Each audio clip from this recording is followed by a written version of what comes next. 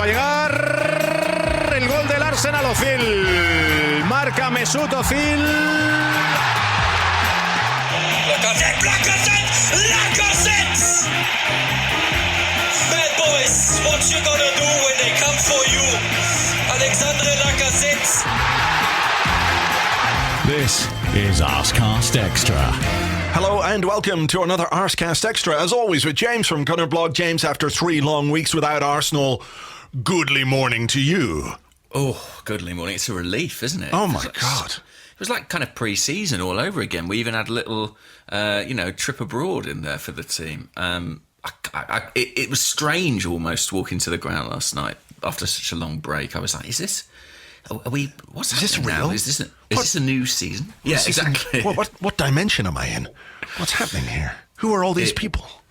It was odd, especially after a weekend waiting for the game as well. You know, having to watch everyone else tuck back into the Premier League fare and having to be the last team to play. That was particularly pronounced, I thought. It was a bit. Something we're going to have to get used to this month because we have 2 more games on Monday nights. But in fairness, waiting over the course of this weekend, there was some, hilarity, it might be said, given what happened at Anfield in the final moments of the game when Spurs, well and truly, Spurs the shite out of it.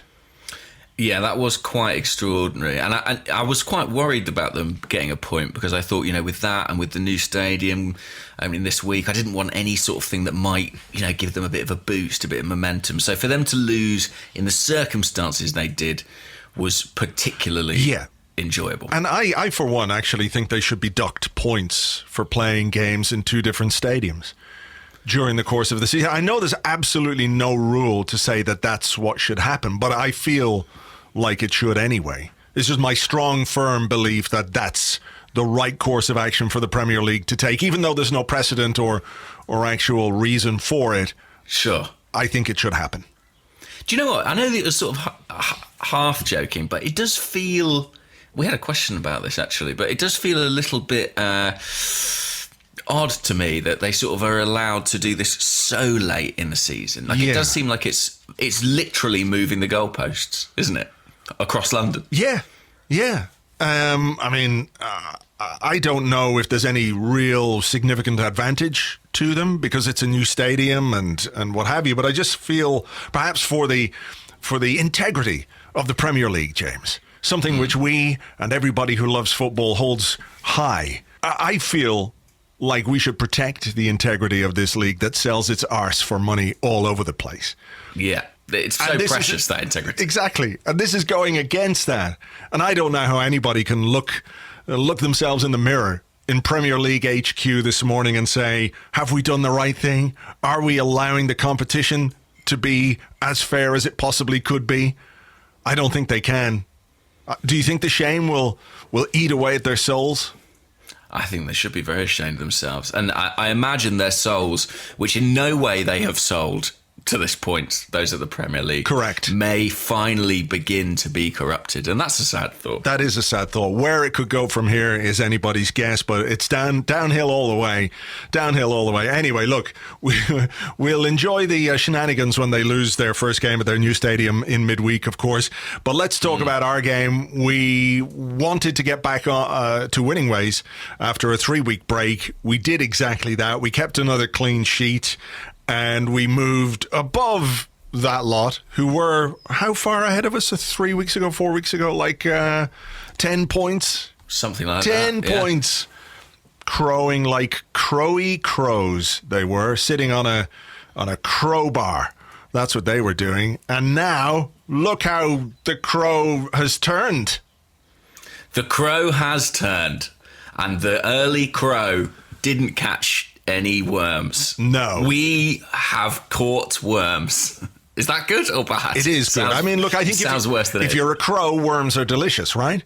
And we've had delicious worms to keep us going from last night to this morning. A 2-0 win against Newcastle. Let's talk about the team. Any surprises in there for you? Based on what we now know, Lauren Koscielny pulled out very late with an injury. Granit Xhaka didn't recover from the groin strain that he picked up on international duty. And Pierre-Emerick Aubameyang was ill in the build-up to the game. Based on that knowledge, rather than your pre-game knowledge of like, oh, this is a bit odd. Where are those guys?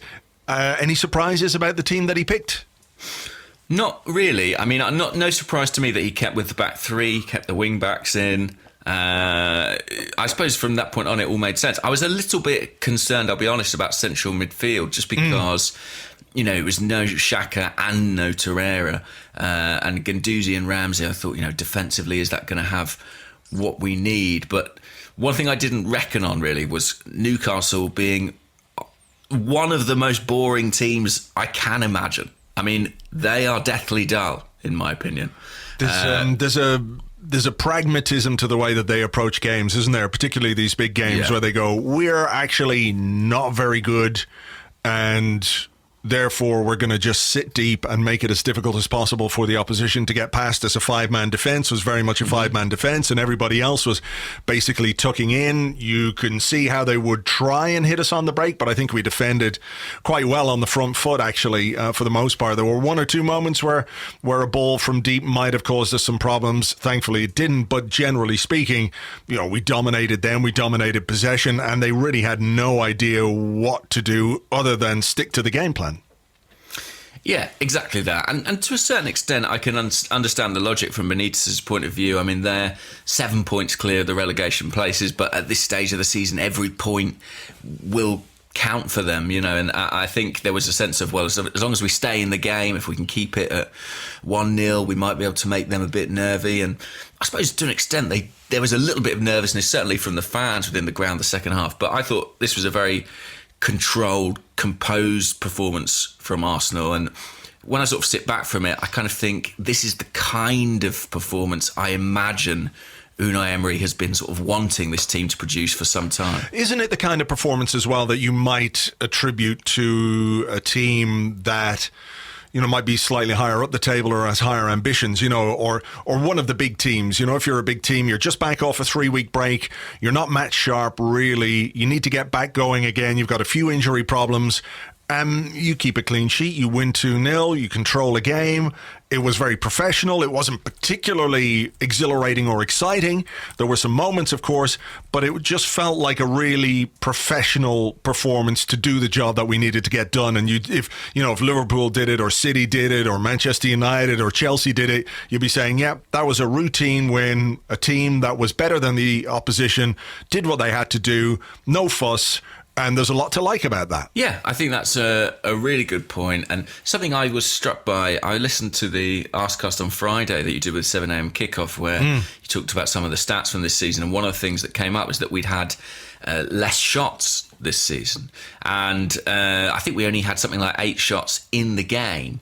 But, it was as a consequence of the fact that we were in control. We did not need to go chasing this game at any point, really. And sort of, having pot shots from all over the place, we were able to be a bit more patient in our build-up. And, I thought it was a really good performance. And, I think a sign of a team that is playing with a bit of confidence, and a bit of confidence not just in their ability, but I think in the system that they're playing as well. Yeah, for sure. So we should have been ahead earlier than we were. What's your thoughts on that first disallowed goal? Aaron Ramsey finishing at the back post after a Mesut Ozil. I think it was an Ozil corner, was flicked on. Anthony Taylor apparently saw the incident. But did you check out Sky afterwards? I don't know if you saw this. You might not have seen it because they showed a replay about 5 or 6 minutes after the decision, and they had that new Sky thing, where they go, "This is the referee's eye view," and it swoops into these graphics that look like they're off a 1983 Commodore 64. This is very exciting. State-of-the-art fucking stuff, it has to be said. But they showed from this particular angle that Anthony Taylor couldn't possibly have seen the foul. All he saw was the player falling over. Now, maybe because it was Socrates, he just assumed that there'd been a foul.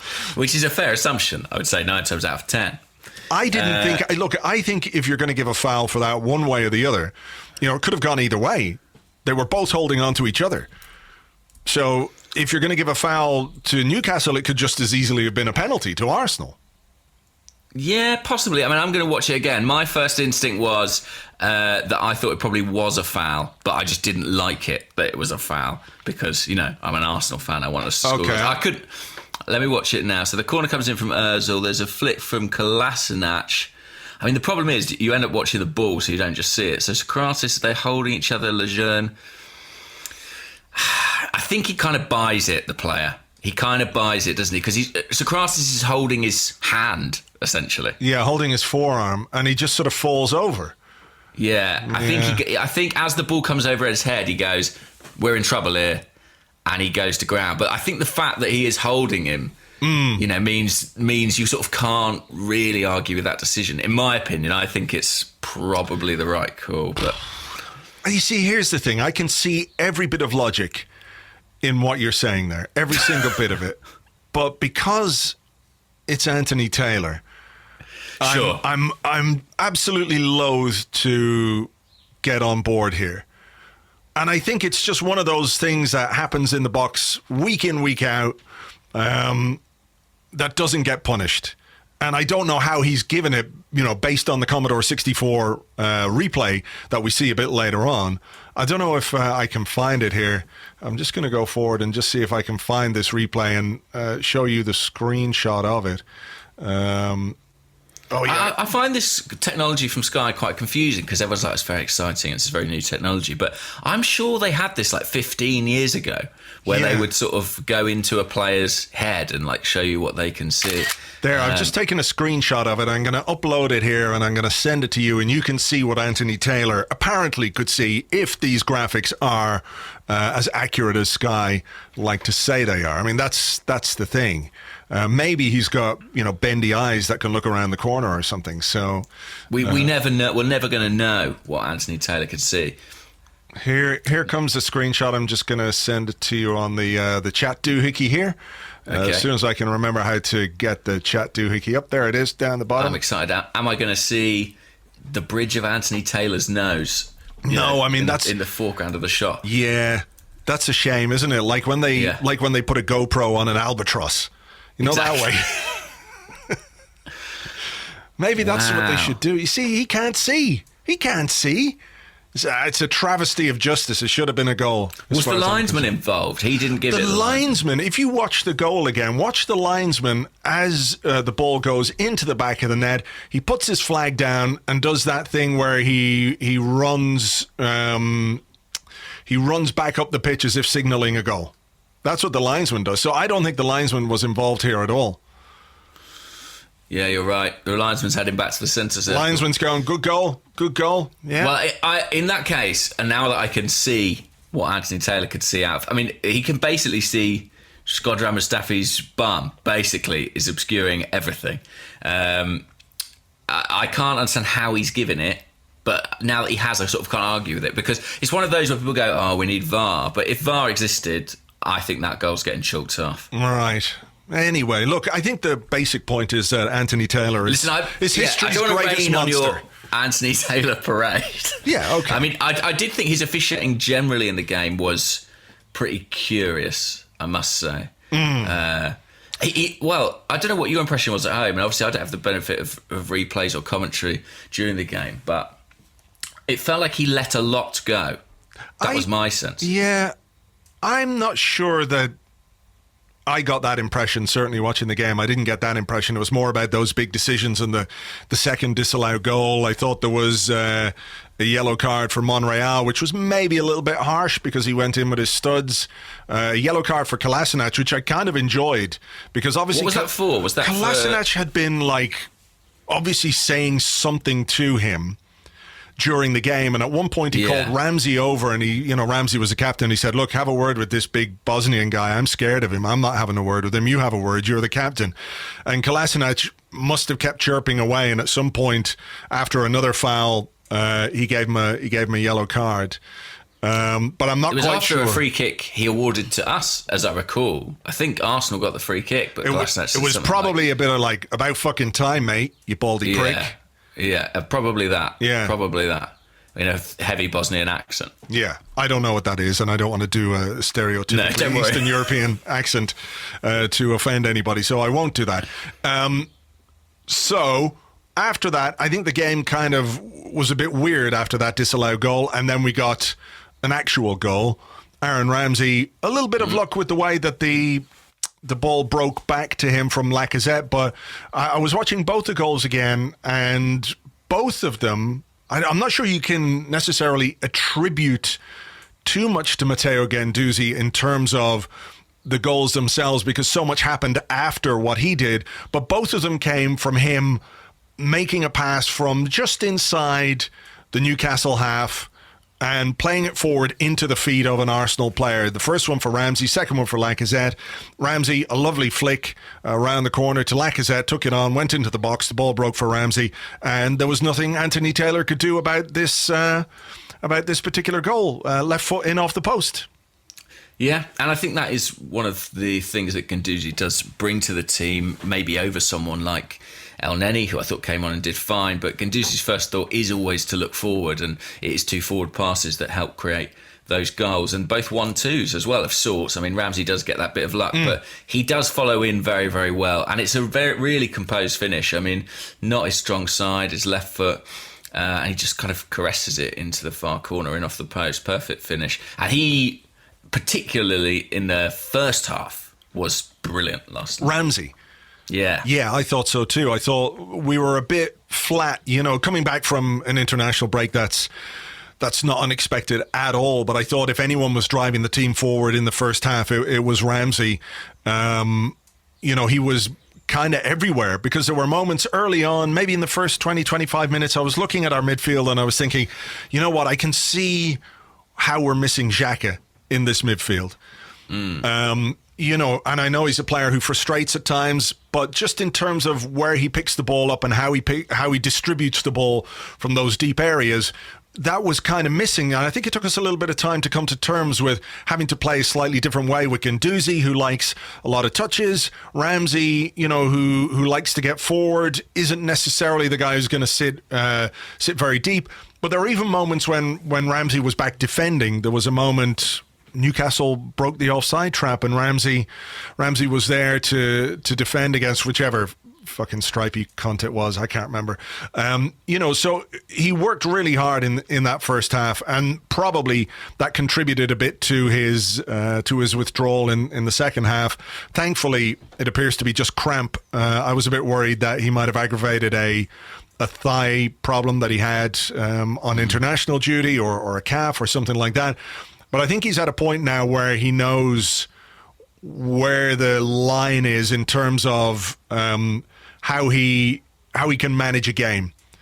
And if he continues, he's likely to do himself some damage. So hopefully, there was a bit of common sense applied there from the player and obviously the Arsenal medical staff who took him off.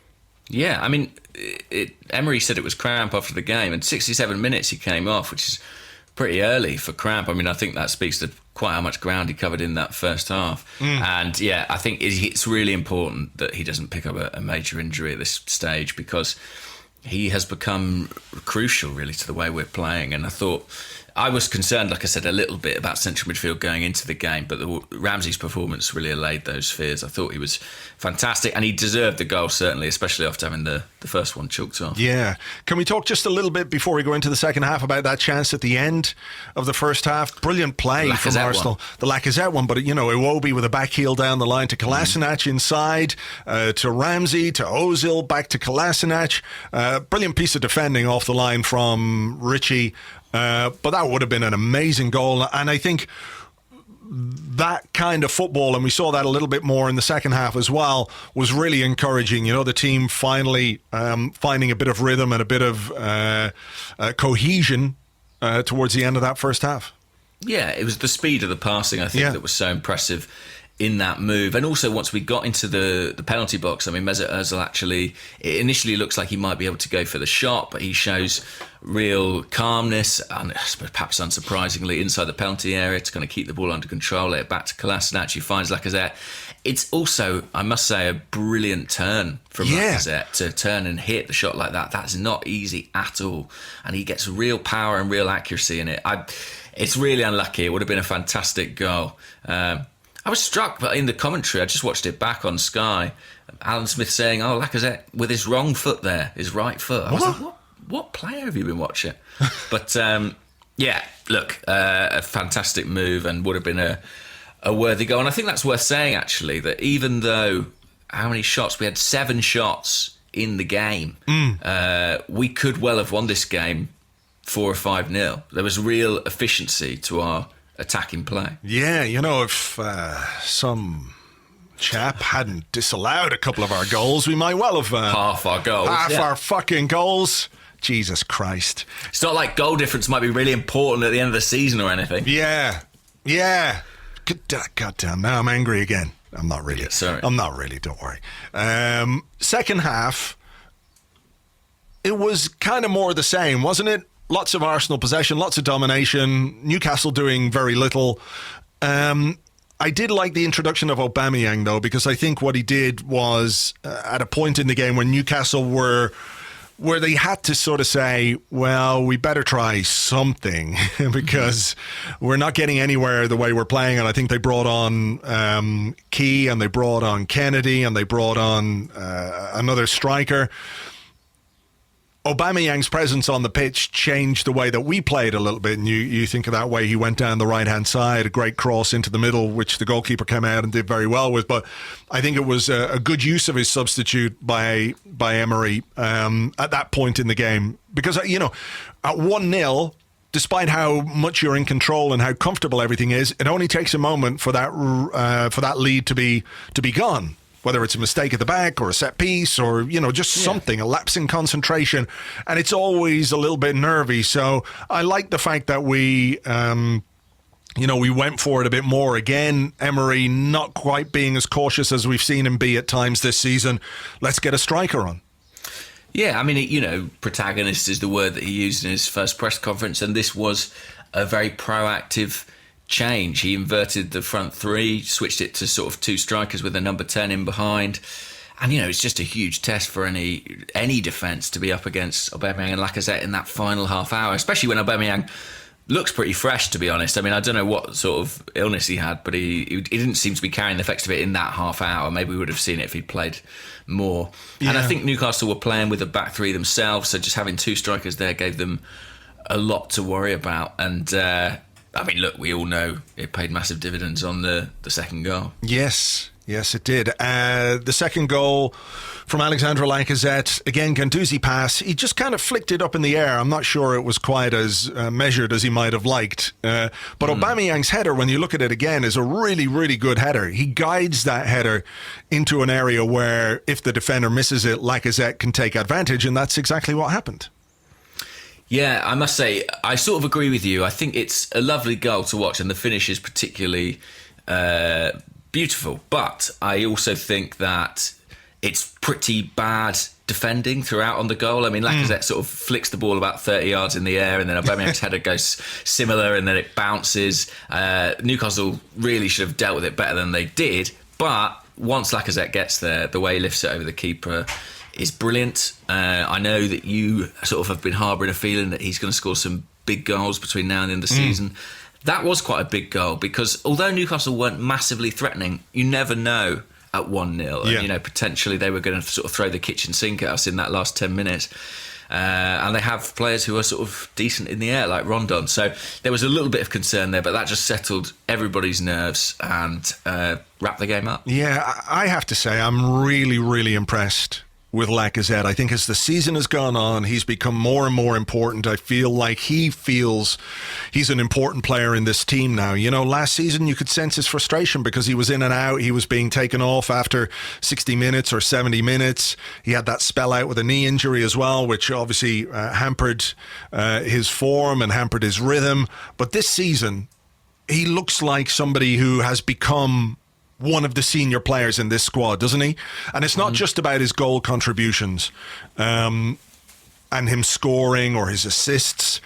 I just think the way that he plays is, if you're looking for somebody in this team who you could say leads by example in terms of how they play the game. There are a couple you might talk about, Socrates, who's aggressive, Ramsey, who always wants to be on the ball and never hides. But Lacazette, in terms of what he's doing, how he's defending, chasing back, harrying defenders from the front, and of course, scoring a very important goal last night, I think he is right up there with our players of the season. Definitely. He's become a talisman. And it's funny, we think of him and Aubameyang, he's the younger guy, probably the guy with less profile, but it strikes me at times, certainly in the last few weeks, he's felt like the senior partner there. He's the guy who's given the ball to Aubameyang to score the penalty and sort of had the quiet word in his ear.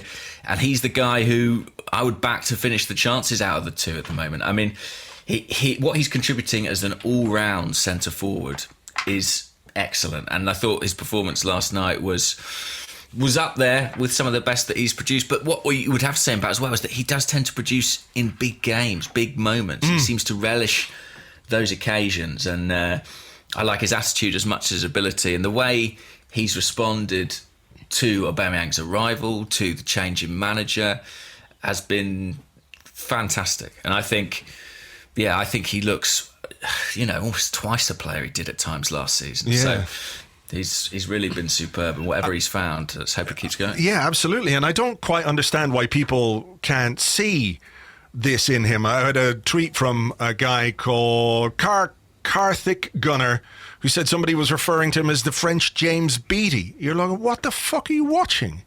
Whoever that was, what are you watching? To label him in that way, I think he's, easily in the top 3 players of this season for us, if not pushing to be our player of the season. Yeah, I guess maybe people who don't watch the club week in, week out, they just look at the goal scoring charts, and because Aubameyang has got more goals, maybe that puts Lacazette in the shade somewhat. But I think if you look at their overall contributions, it's really easy to see what Lacazette brings to this team. And I think those who watch him week in, week out really appreciate him. Certainly the fans really do. I mean, there's a really close bond, I think, between the supporters and Lacazette. His song gets sung with more vigour than most, and I mean, almost any time he's brought off by the manager seems to provoke uproar in the stands. And I think that is because the commitment that he shows on the field just really endears him to supporters. I think that they sort of recognise that. They recognise the effort, and they recognise the selflessness in a lot of what he does. Yeah. I'm pleased for him every time he gets a goal, because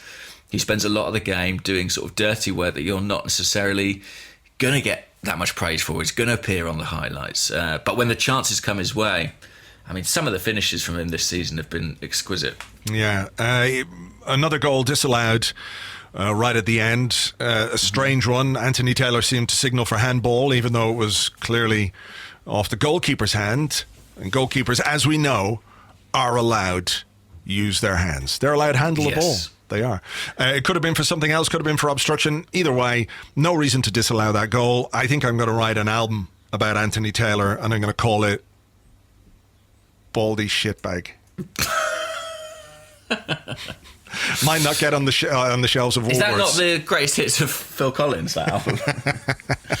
Maybe I'll make it a double album then, yeah. Okay. I back you up on this 100%. No idea. I mean, actually, because I was behind that goal in real time, I assumed that Lacazette had handled it. But then when I saw the way in which he protested it, I was like, I believe him. He did not handball that ball. So quite what the referee was thinking there. I mean, if we do miss out on Champions League by one goal, Anthony Taylor's going to be in for some treatment next time he comes back to Emirates. That's a paddling.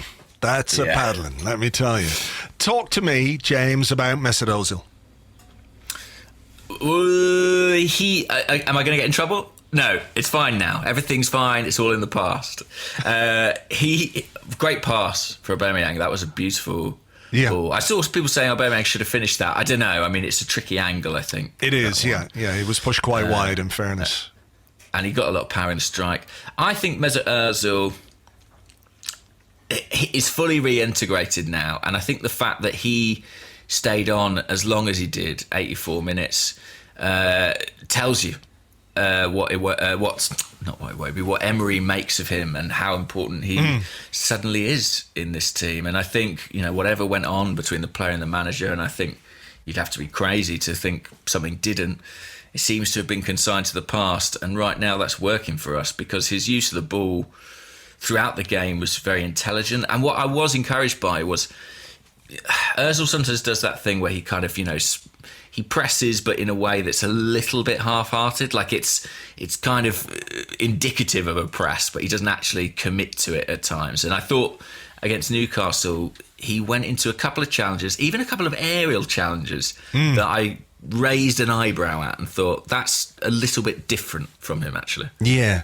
I mean, the thing we've always said is that if we can get Mesut Ozil back in the team and in form, or something approaching, the kind of form we know he can have, our chances of finishing in the top four are much higher. Because of the quality that he has. And I think it's quite interesting. I think that's his fourth consecutive start, which is the most he's made this season. And he looks like a player who's coming back into form at maybe just the right time. Yeah, absolutely. And, we talked about him and Ramsey being reinstalled and slightly leaning on the experience there too. We are a team that's trying to get back into the Champions League, and Mesut Özil is a Champions League caliber player, especially on his day, and he's having more good days than bad ones at the moment. I think it's definitely healthy, and it's really interesting as well. I think we've got a question about this potentially coming up, to think what it might mean going forward, because I think a few months ago many of us assumed that the relationship between Özil and Arsenal was kind of irrevocably broken, but Perhaps not. Well, I mean, it looks much healthier than it did, and from an Arsenal point of view, with just Arsenal on your mind, that's that's something I think we can all get behind. So, anything else you can think of in terms of what we saw last night? Is there anybody else you want to touch on, or the overall performance? I mean, when you come back from an international break, it can take you a game or two to get going. So, above all else, important to get the 3 points, important to keep a clean sheet, and given what happened over the weekend in the Premier League, it was important that we took those points and moved ahead of Tottenham, because they've got to be feeling the pressure now. They must be, yeah. And I mean, Chelsea squeaked a win, didn't they? I don't know if you saw that Cardiff game. That was, some consolation in seeing Neil Warnock very upset and doing that slightly funny standing in the centre circle staring down the referee thing. Yeah. But Chelsea absolutely got away with that one. He was about 2 yards offside, Azpilicueta, when he scored that goal. Yeah, he was very clearly offside. I mean, bizarrely, I have a touch of sympathy with the linesman in that situation, just because he's going backwards. If his eyes flick to the ball and then they flick back to the line, I could see how he could see, he's in line, but he's come back, he's retreated from an offside position. I mean, that is one that obviously the technology would rule out straight away. And now there was a kind of inevitability as soon as they got that one about them getting the second goal. But look, we probably predicted Chelsea to beat Cardiff. I think most people would. We did. Somebody asked us, let me just see if I can find it here while I'm talking, asked us to just go over our predictions. Daryl Anthony Horn says, how do recent results compare to the predictions? He's at Hey Handsome on Twitter. And Robert Clegg at Bounder Boy, please update us on the predictions tomorrow. So in terms of this weekend's games, we both predicted an Arsenal win over Newcastle. We both predicted a Manchester United win over Watford. We both predicted a Chelsea win over Cardiff. And we both predicted a Tottenham defeat to Liverpool. Woohoo! Look at that. There we go. It's a clean sweep. 4 out of 4 for this weekend. Of course, there's another game tomorrow, Manchester United playing Wolves.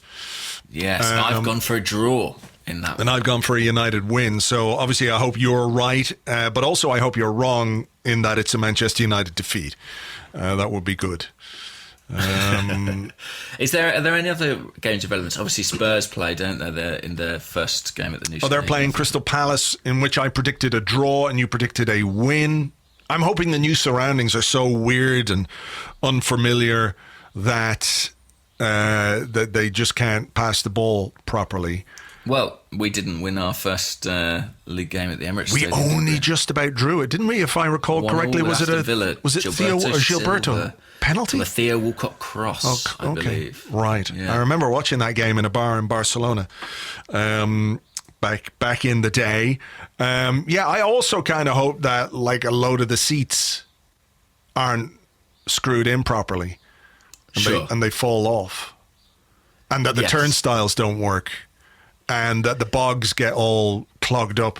Like they've figured out, all of a sudden they realize that the toilets aren't plumbed, and a load of toilet paper just blocks up the entire system, and then the pitch gets submerged with water and plop. Well, then it really would look like a toilet bowl from above. It would. It's what it should be. Hopefully, like a passing dragon sees it from above, and it's like, that's a giant toilet. That's a huge dragon shit onto the stadium. A big dragon BM in the centre circle. Yeah. I'd enjoy that. Game of Thrones, that, you motherfuckers. Just before we move on, you said there's any other players I'd like to touch on. I do think the defence deserves some credit. I mean, it's another clean sheet. I think our defensive record over the last 10 games is dramatically improved.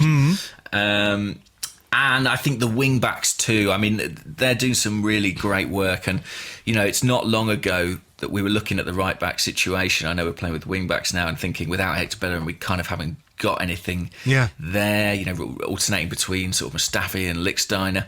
And I think Maitland-Niles, after the United game, had another really positive performance.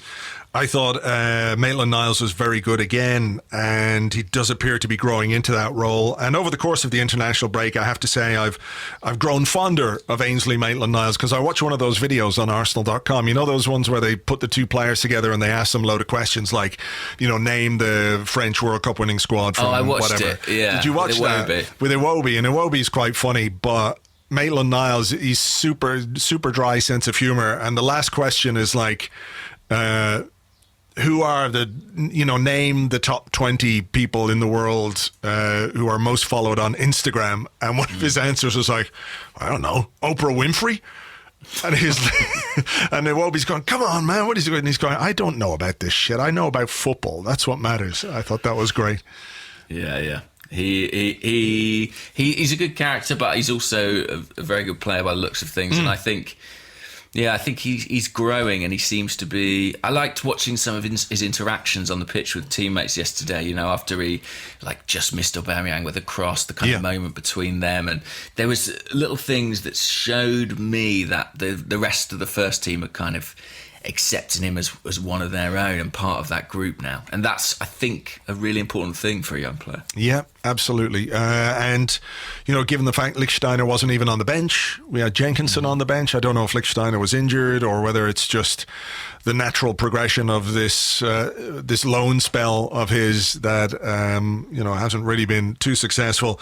We seem to be going with Maitland-Niles. Emery's made his mind up, hasn't he, that he's the guy who's going to play in that position. It'll be interesting if and when he plays a back four again, if he uses Maitland-Niles there. But I have a feeling that the back three, he's really trying to wed this in because we've got 5 away games between now and the end of the season. It feels like the balance defensively seems a bit better now, particularly as when we're playing a back three, we're not playing with 2 deep-lying midfielders. We are playing with creative players, with Ozil, with Ramsey, with Lacazette, with Iwobi. There's more balance in the way that we're using the back three at the moment.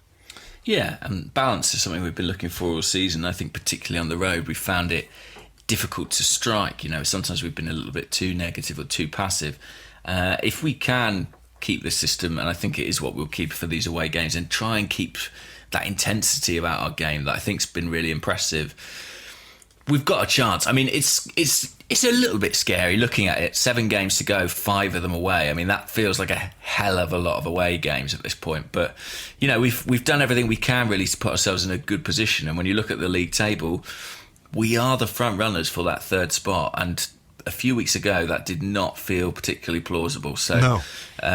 Yeah, definitely positive signs, and we just got to hope that we can strike that balance when we go away from Absolutely. And look, the manager deserves credit for that, because he did go through a difficult period of the season. He was criticised, and I don't think there was anything wrong with the criticism that he received, based on the teams he was selecting and the way we were playing.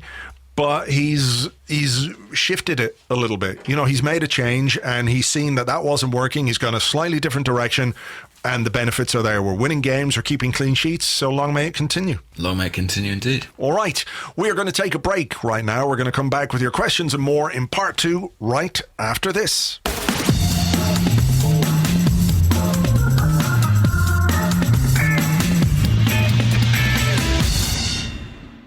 Welcome back to the Arsecast Extra. This is part 2 of the show where we answer the questions you sent to us on Twitter at Gunnerblog, at Arseblog on Twitter. Did I say on Twitter already? I think I did. Were you listening? No, because actually an autoplay video started playing on a browser, on one of my tabs in my browser, and I was desperately trying to find it and shut it down. Right, okay, that's your excuse. You're just going, I've heard this bit so many times, I'm not even going to listen. You can also send questions on the Facebook page, facebook.com/the Arseblog, and on our Discord server, which is available to you if you are an Arseblog member on Patreon, a chat server, and you can leave your questions in there. Just to let you know that Part 2 or episode 2 of a podcast series called The Players was released this week. Myself and Philippe Auclair talking about the Arsenal life and times of, Robert Pires. So if you fancy a bit of that, you can sign up at patreon.com/Arseblog. It costs just €5 a month. You pay VAT if you're in the EU. If you're not in the EU, you don't pay VAT. You get instant access to all the content we have there. Episode 1 of The Players was Dennis Bergkamp. So lots to listen to, lots to catch up on if you're not a member already. Patreon.com/Arseblog. Right. Let's do some questions. Okay. Do you want to go first? No. Or shall I go first? No. I don't want to go first. Okay. Well, I alluded to these questions in part 1. They're about Mesut Özil, and there are two separate questions here. The first one is from Gab, who's at the letter Gab. And Gab asks, do you think Emery has been proved right / succeeded with remoulding Özil as more switched on and hard-working? Or did Özil have these games in him all along and we've wasted the opportunity to play him? Where do you stand on that one?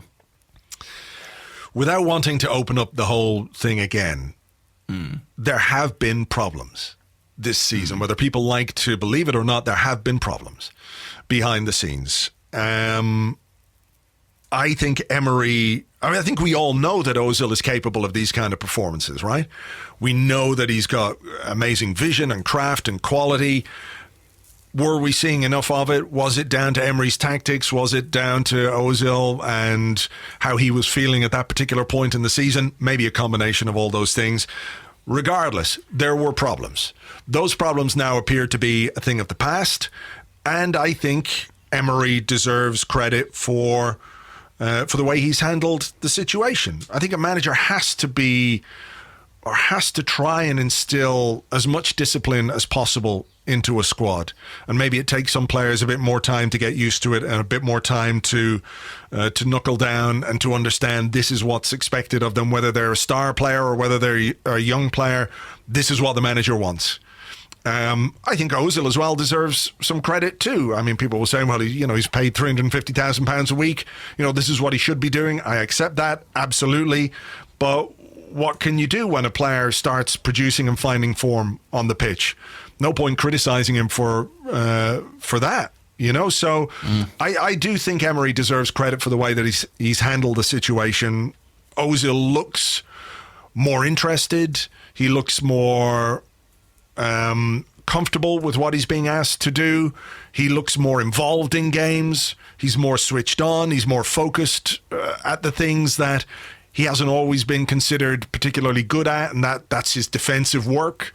Again, Emery's not going to turn Mesut Ozil into a a slide tackling behemoth. Well, what he can do is work on him from a positional point of view. Even just being in the right positions when the opposition had the ball is of benefit to the side. And I think we're seeing more application from Ozil. And the other side of that is a more switched on, a more focused Mesut Ozil gives us more when he's on the ball and when we have the ball. So that's where I am with that. I think Emery deserves credit. Yeah, I think you're right to say both deserve credit, really. I mean, I think they've adapted to each other. There was a bit of intransigence, I think, for them both in the first half of the season.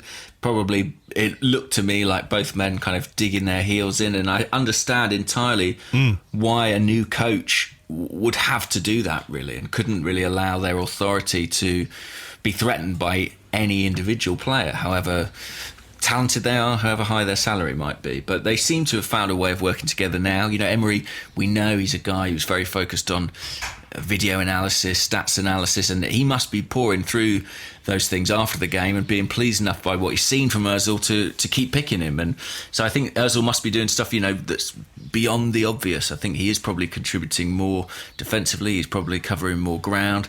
And I think just tactically he seems to understand his role a bit better. So look, I'm relieved because it was a really toxic situation, I felt, and one that really was causing problems within the club, outside the club, for the fans. And so to see them on the same page now is definitely a positive. The second question that we had on the topic that I was going to ask you now, which way have I put it, is from Naren Keshav on Twitter.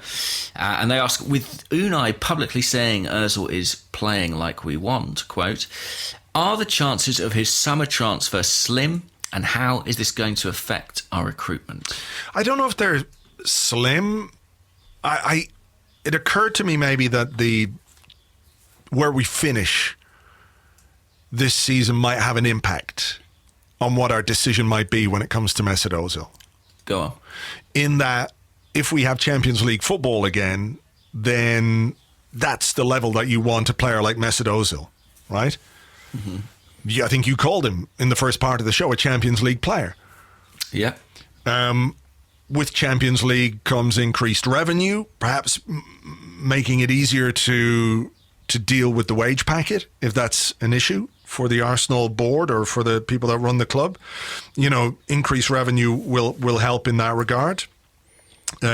Your chances of performing at the Champions League level as well are greatly increased by the quality of the squad that you have. So I have a suspicion, a sense, sorry, that's not my snake impression, that if we are to finish in the top four or achieve Champions League qualification via the Europa League, that Ozil is more likely to stay. However, if we don't, then they will see that £350,000 a week as a way to distribute across maybe 3 or 4 players who could then help us be part of a bigger rebuild. Do you know what I mean? Does that make sense? Yeah. I can kind of understand that his salary maybe becomes a little bit easier to account for with Champions League. I mean, you know, he's playing well, and that makes me more inclined to think he's going to stay next season. I suppose the other side of that coin is he might be a little bit easier to move on than he was in January when he wasn't involved and wasn't pulling up any trees when he did play. I think the likelihood is he will still be here, and that is a big switch from what I was thinking a couple of months ago. But yeah, my gut says he probably will still be come August, simply because I still think it's difficult to move on a player like that.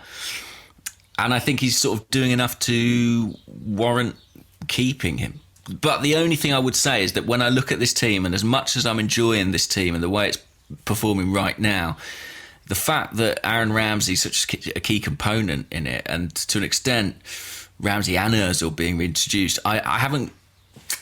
This isn't a long-term proposition. You know, it feels like a team that's been built to play this way between now and the end of the season. And I still think there could be a bit of a reboot in the summer. And I'll be interested to see which way that goes. I mean, it'll be a forced reboot in some respects because whatever happens, we're losing Ramsey. Well, it was interesting to hear Emery talk during the week about how he's kind of come to understand Ramsey and Ozil over the course of the season, you know, and what they can allow him to do from a tactical point of view, you know, whether it's starting with a different formation or switching to a different formation within the course of 90 minutes. You know, he was quite pointed about the impact that those two players have. So I don't know if, I mean, Ramsey's leaving. I don't know if as a club you can realistically find a Ramsey replacement and an Ozil replacement in the one summer. One thing is for sure, we need a Ramsey replacement. You know, that's a hole in the squad that has got to be fixed by the transfer market. And there's talk of, you know, various players coming in. The PSG guy, Nkunku, you know, his name is doing the rounds again. We need that kind of a midfielder, whether they're quite as versatile as Ramsey, but somebody who can bring that drive and energy to midfield is an absolute must. Because you look at El Neni, for example, you know, what's he going to do this summer? There's talk of him going to Besiktas. So, you know, he's a player very much on the fringes. So we're losing Ramsey, probably El Neni. So you've got to go out and get at least one midfield player. And I don't think that as a squad, if you've made your team not dependent, but if you've acknowledged the importance of players like Ramsey and Ozil, and you're playing them week in, week out now, and it's having obviously positive results on the pitch, then I don't think you can do away with both of them in the summer. Ramsey's going, so I think Ozil will stay. And do you think that will have a sort of budgetary impact if that is what happens? Like, will that affect what we can spend? Maybe. I don't know, though, if we should be that worried about it. Should we? Should we be that worried? I mean, there are other ways to get, you know, money off the wage bill. Ramsey's going. Cech is going. Yeah. Who else is going? Welbeck is going. You know, you're looking at maybe El Neni going. You're looking at perhaps Jenkinson going. Maybe Callum Chambers. Or Mustafi. You know, I think those are players who can come off the wage bill. Lichtsteiner will be off the wage bill. So I think there are ways that we can cope better with Ozil's salary. But I think his salary becomes much less of an issue when he's playing as well as he is. Simple as that. Yeah. You know, his salary's only important when he's not playing well. Yeah, it's not getting talked about right now, is it? Because he's producing. Okay, here's a question from Christopher Wilmot on Facebook. He says, Matteo Guendouzi, I've come to the view that his reading of the game, defensive positioning, and ability to intercept are all very good. However, he's often weak/cautious in the initial tackle, losing the ball despite getting to the ball. Is this something you've also seen? Yes, actually.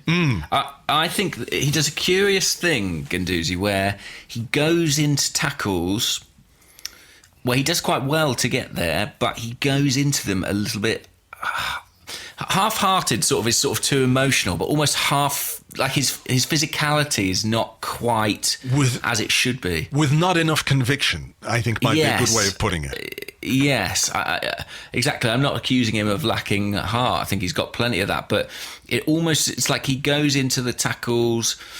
I don't know if he's sort of protecting himself or what it is, but he kind of doesn't really put his foot and use his body quite properly. It feels like he goes into a lot of tackles where it looks like he's going to win the ball and then it ends up sort of a 50-50 and could go either way. And I know his numbers are good in terms of challenges and ball recoveries, and his use of the ball was really good last night. I think he had far more passes than any other player on the Arsenal team.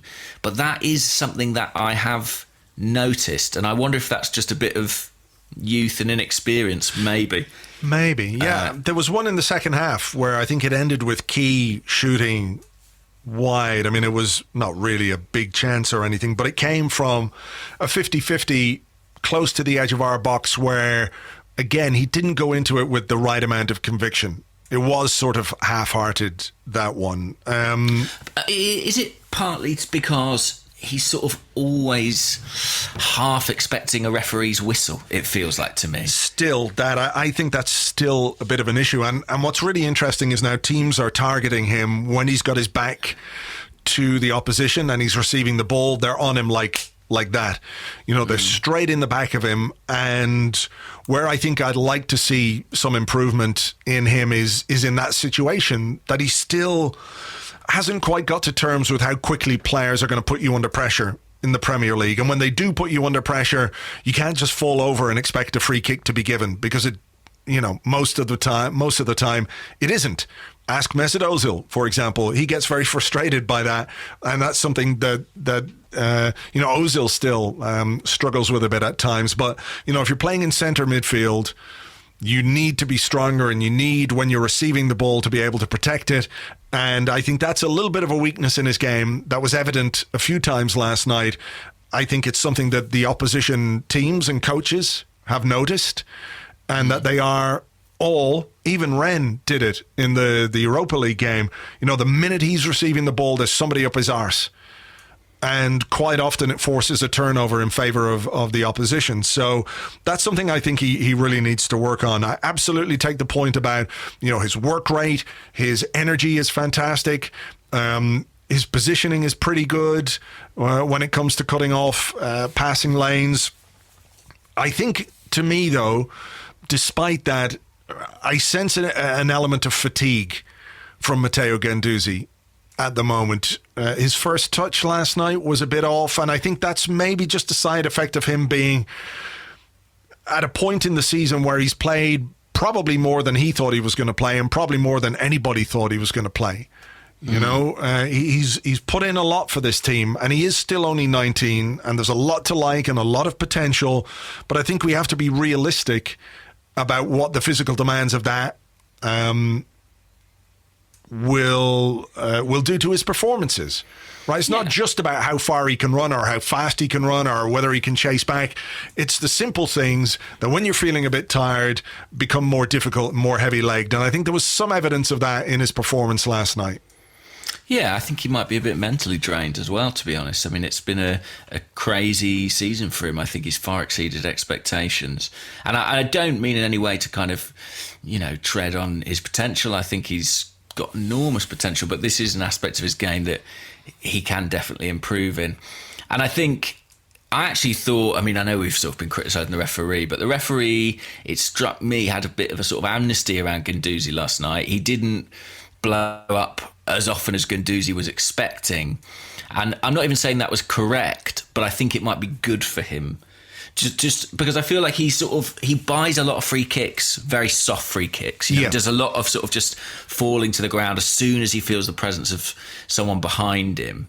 And the thing is, in the Premier League, you're not always going to get away with that. At some point, you've got to say, right, I've got to sort of dig my heels in, sort of stick my bum out and, hold the ball up here. Literally, that is sort of what he always needs to do. He kind of would rather have the free kick than, do the turn. And I sort of think he's got to get that out of his game, because he's going to get caught sooner or later. You cannot rely on the referee every time for it to go your way. Yeah, I hope that's something that they're working with him on the training ground, because if it's apparent to me, it must be apparent to them. And, if he can improve that area of the game or his game, it will improve him significantly as a player as well. And again, let's remember, he is 19. He's really, really young and has come in from Ligue 2, and for him to have had the impact he's had this season has been fantastic. But let's remember, not just us as fans, but let the manager remember and the coaching staff remember that this is where he is in his career, and that there are things that they're going to have to work with him on, on a regular basis, to make him into the player we all hope he can be. Cool. This question comes from Elroy, who's at Figgy Gooner.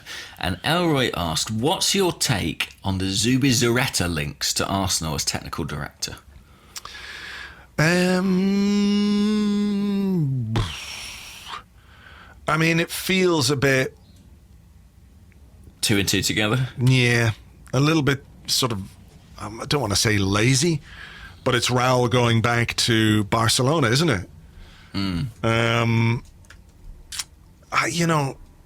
I saw some people say, look, we should get a technical director who really understands the Premier League. And I think that's probably a good thing. But, yeah, I don't know enough about the way that he's worked at Barcelona. You see, I find it very hard to judge a sporting director or a technical director when they're at a club like Barcelona. And of course he is who is he? Is he with Marseille? He's with Marseille at the moment. How long has he been with Marseille? A couple of years, I think. Right.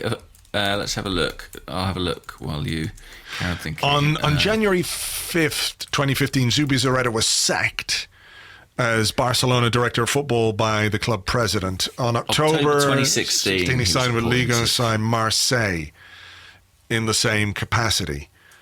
I mean, it's hard for me to know what kind of a job he's done there without really knowing the kind of players that he's brought in. I know a little bit about his time at Barcelona. Strootman. Balotelli. Okay. Fingers crossed we could get Balotelli out of this if we can, if we're lucky. Wow, yeah, use those contacts. Let's see, 17, 18, who's he brought in? Mitroglou, Luis Gustavo.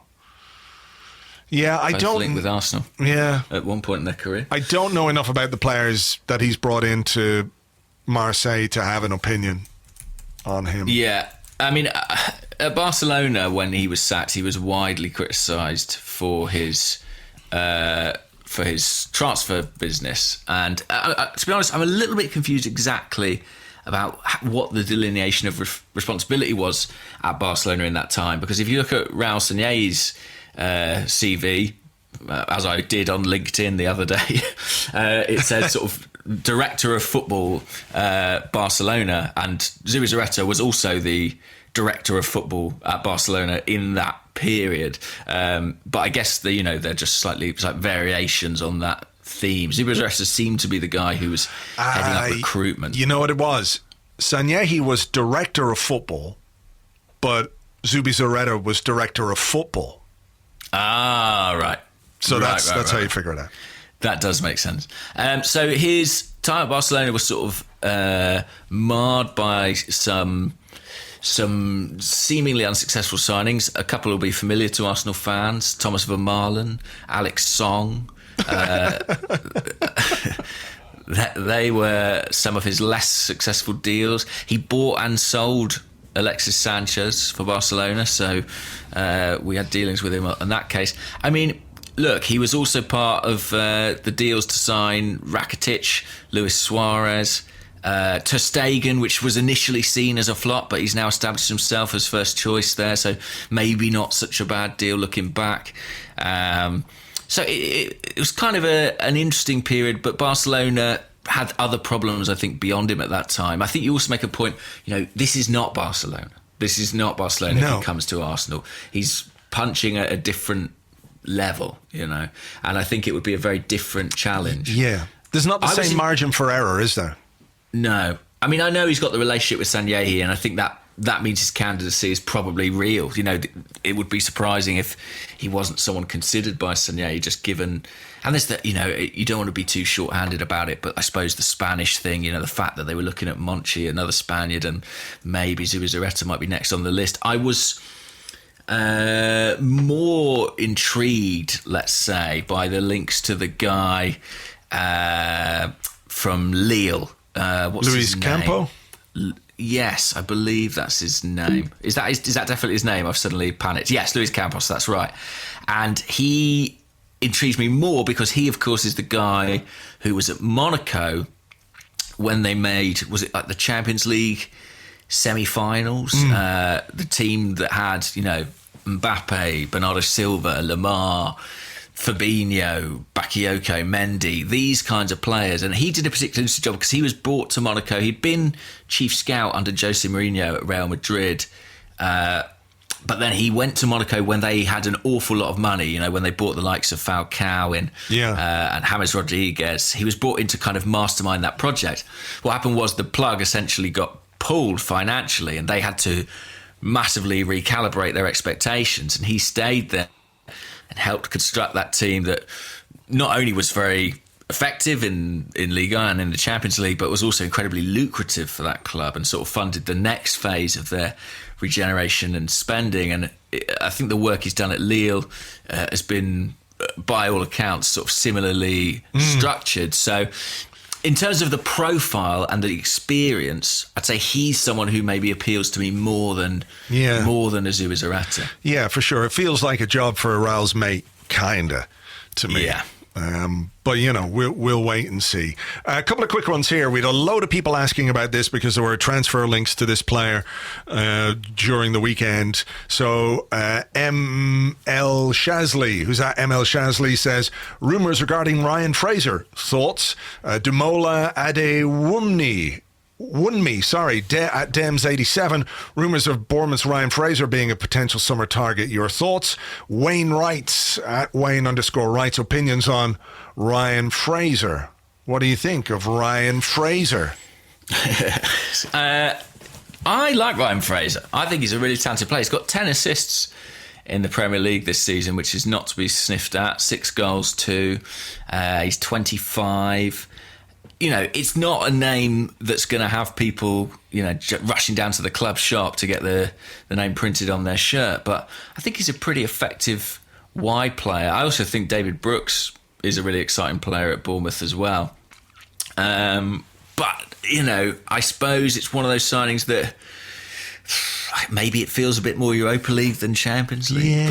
Yeah, that's kind of what I was going to say. Yeah. But players have got to make that step eventually, and I do think that he's a good dribbler, he's a good crosser, he can play on both flanks. We're losing Danny Welbeck, a player who can play in both wide areas this summer.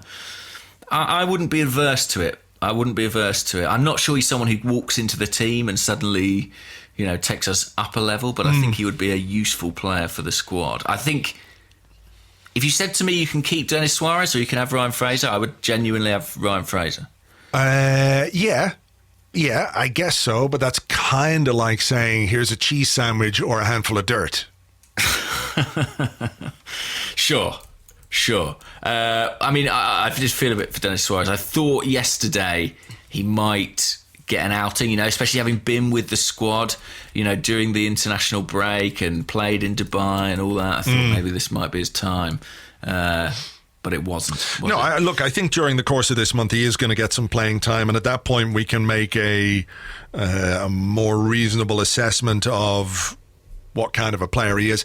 I don't see any way that we can make this deal permanent based on what Barcelona want for the player. If after 2 months now he's not starting games or he's not coming on as a substitute, I think he's basically he's backup safety net for fixture congestion at this point of the season. And I think that's kind of all he is. And if he can make a contribution, brilliant. And if he doesn't, no harm done. We send him back in the summer and he can go on his merry way and enjoy his career. But I had another question here. Oh, just quickly go on Ryan Fraser. Sorry, I was just going to say, I was just looking more into the numbers. Bournemouth only scored 43 Premier League goals. He set up a quarter of them. 10 assists this season in the league. Only Eden Hazard has more assists. He's joint second with Christian Eriksen on 10. I do think that suggests a level of productivity that maybe shows he could go to another level. Maybe, but it could also be like an assisty Michael Ricketts of a season, Maybe. I think that's a bit harsh. I think Fraser's a better player than that. But okay. Have we got to play them? I know we've played them twice, have we now? Yeah, we have played them twice. He always has the face of a man who's just trying to, squeeze out that last bit of a poo. Yeah, that goes against him. Yeah, sure. So, okay, on that balance, maybe not. Then. All right. The other question comes from Concordia AFC, who says, he's at Concordia_AFC. Who's the best player you'd be happy to sell this summer in order to properly strengthen in areas with more need?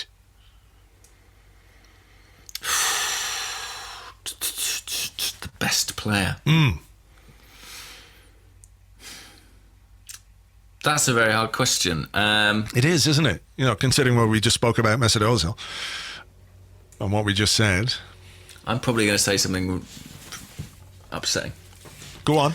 No, a lot of names spring to mind. I mean, Mesut Özil is potentially the player I'd be most prepared to sell, right? Strengthen in other areas, because he's arguably the best player in this squad, the best footballer in this squad. In terms of talent, I don't think there's anyone better. But I do wonder if, just in terms of the redistribution of the salary, if you could sell him for something like his market value, then I think I probably would be prepared to do that, to kind of change this team up. What about you? Yeah, I mean, I can see the logic in that. In Ozil, if you were to get 30 million or 35 million for him, and you take that money off the wage bill, which could then be redistributed, etc., I think I would probably be prepared to do that. But given I just said, we can't let Ozil and Ramsey go in the one summer, then I'm going to have to go a slightly different direction. And I would go for... Who would I go for? If I could sell one player, who's the best player I would sell? Maybe Mkhitaryan. Okay, yeah. Because I think, he has been quite good recently, but in general, since he's arrived, he's been okay, but not particularly brilliant and not necessarily worth the money that we're paying him from a wages point of view. We also swapped him for Sanchez, so anything that we get for him would be basically profit. So if we were to get £20 million or £25 million for Henrik Mkhitaryan, I think he would be the guy. Yeah, I think that's a decent shout as well. Although I think he's been, very good in the last few weeks, and I'm probably unlucky to not be starting every single game at the moment. Have you got any more? Have I got any more? Yeah, I think so. Okay, Stefan Poor, who's at Stebby79, says, many pundits make their predictions based on past seasons, but every year it's the surprises that make or break a season. What are your top 3 AFC surprises of this particular season? Surprises? Well, Guendouzi would have to be in there. That's been a massive surprise to me, I think. Quite how much he's played, quite what a boon to the squad he's been. Kolasinac becoming this massive attacking threat, I think, is a surprise to me. I didn't foresee that. I know we saw signs of it last season, but not with this level of consistency. I'm sort of talking in terms of players. Is that sort of am I on the right lines? I think so. Well, I think I would have to say I've been surprised by the consistency of Bernd Leno in that case, and quite how comfortably he's established himself as number one. I thought maybe it'd be a bit more of a sort of back and forth battle between him and Petr Cech, but as soon as Leno got in, he pretty much made the gloves his own. So yeah, I think they would be the 3 for me. What about you? Well, I mean, I think Lauren Koscielny coming back to play at the level that he's come back at is definitely a surprise, given the seriousness of the injury. To see him back and playing, a bit worrying perhaps that he is struggling a little bit or had to pull out at the last minute. So hopefully it's nothing serious there. I would agree with you. Leno is another one who's been a bit of a surprise. What else has been a surprise? Is Ramsey going to Juventus? Is that a surprise to me? Not sure if it is. Not particularly. Let's see. I mean, nothing else has been that surprising, in terms of the players. Emery's tactical flexibility, I suppose, is a little bit of not a surprise, but something we've had to get used to. Torreira, can I go a different direction a little bit with? When he came through and started to make an impact in the team, we were all wowing, and I'm a little bit surprised that his season has plateaued a bit. Is that fair? Do you think I think that personally, I think that is fair. I mean, actually, I mean, I'm going to take stick for this, but when you were saying who's the best player you might sell, he was one of the names in my mind. Ooh.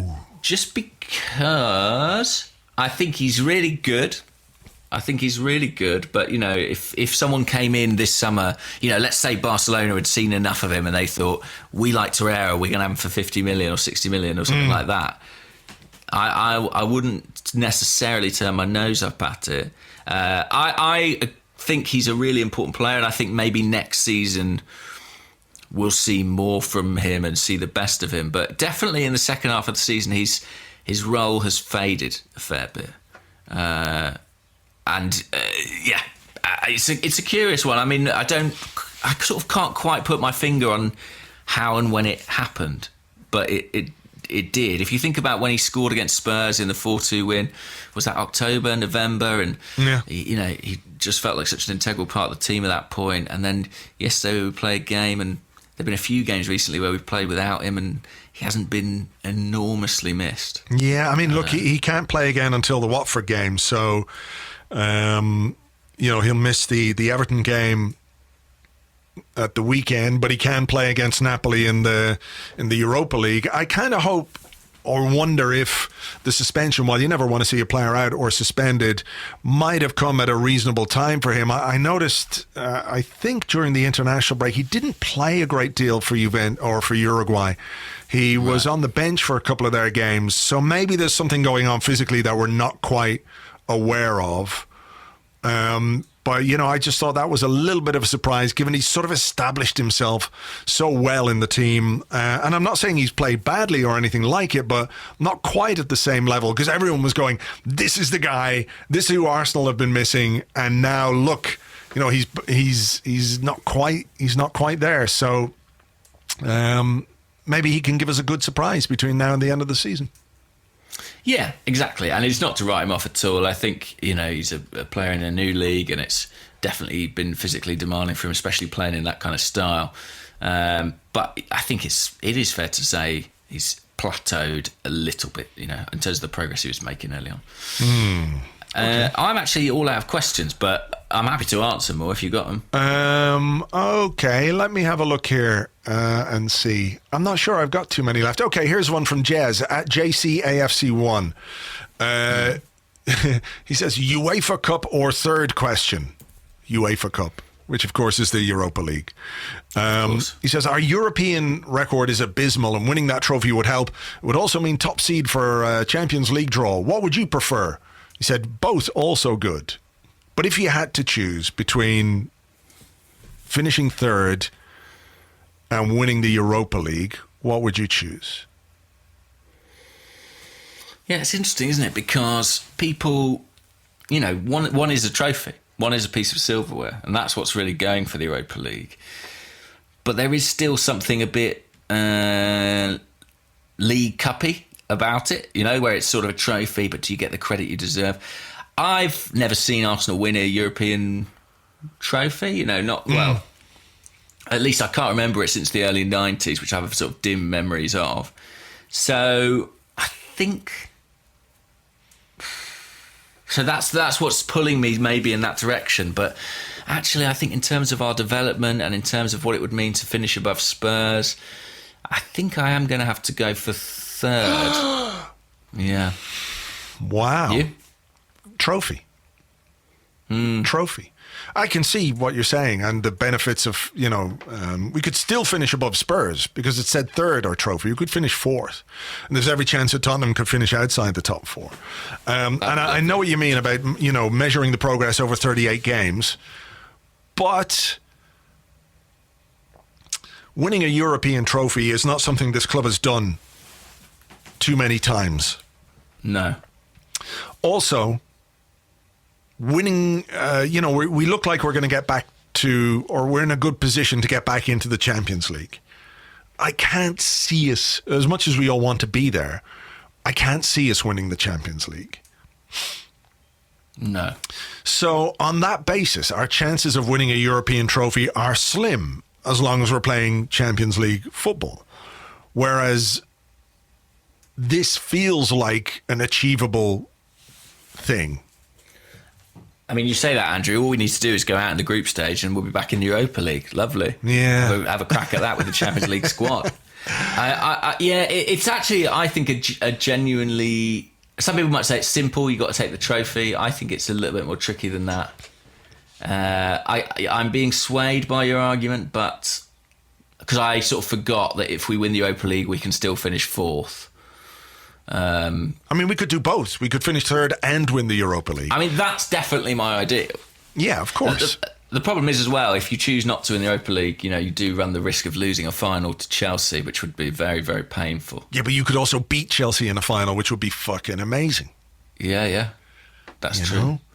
Even if it's a European final and it feels a bit weird. It would be weird, and I wouldn't like it, and I'd hate every minute of it, or the build-up and the match itself. But if we won, it would be amazing. There's every chance it might not be Chelsea too. So right now, I'm more confident of finishing 3rd than I am of winning the Europa League. Yeah, I would say certainly finishing top 4. Yeah. But if it came right down to it, if you asked me right now to choose between winning the Europa League and finishing 3rd, I would take the Europa League for sure. For sure. Okay. I mean, you can enjoy finishing 3rd. And we can all point and laugh at Tottenham and go, ha ha, you were so far ahead of us, St. Totteringham's Day, it's happened again, all that stuff. But you can't really, really celebrate it the way that you can a trophy. It's 1994 since we last won a European trophy. And I know people can say, it's not the trophy everybody wants. That's fine. But remember those FA Cup days. Remember winning those trophies and how good it felt, and just how it really affected the mood of everybody in a really positive way. I think finishing 3rd would do that to an extent, but it would wear off much more quickly than actually winning a European trophy and having that trophy to put on the in the trophy cabinet. For me, no choice. It would be the trophy every time. I hope we get both. That's what I hope. Yeah, I do too. But we were just talking about. I'm wary. To be honest, I think it's quite unlikely to get both. Genuinely, I think sort of the deeper we go in the Europa League, the more it might begin to impact the league. But okay, we shall see. It's a very tricky period coming up, isn't it, with the Napoli games and. The couple of away games in the Premier League. Yeah, the away games are going to be the thing. Emery's talking about making sure the team tries to replicate some of the home form away. If we can do even a little bit better away from home, I think we've got a good chance. But we're going to need to make sure that we keep this run going. I feel more confident, James, now than I did, 5 or 6 weeks ago. That's for sure. Oh, for sure, yeah. Yeah. Definitely, several times more. Okay. Well, I think on that kind of positive, upbeat note, we should leave it there for this week. Everybody who listens, thank you very much indeed. If you feel like giving us a review on iTunes, that would be great. If you don't, that's also fine. Don't worry about it. We will have another Arsecast on Friday.